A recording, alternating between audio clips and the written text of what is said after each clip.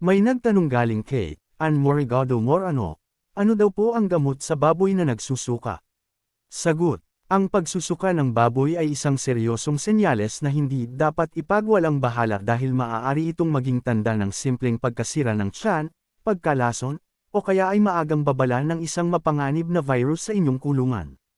Upang matulungan kitang mahanap ang tamang lunas at maiwasan ang pagka-dehydrate o paglala ng iyong alaga, maaari mo bang ibahagi ang ilang mahahalagang detalye? Ano ang edad o yugto ng baboy na nagsusuka?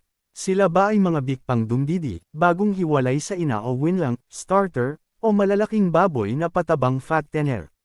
May kasama ba itong pagtatae, ubo, pamamaga ng mga joints, o lagnat, gaya ng pamumula ng tenga at katawan, o nagsisiksikan sila sa sulok?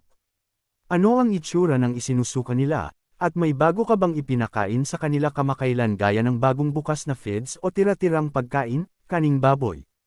Kapag nalaman natin ang mga detalyeng ito, mas mabilis nating matutukoy kung anong uri ng pangunang lunas, electrolytes, o partikular na gamot ang kailangan mong ibigay para maagapan ang sakit.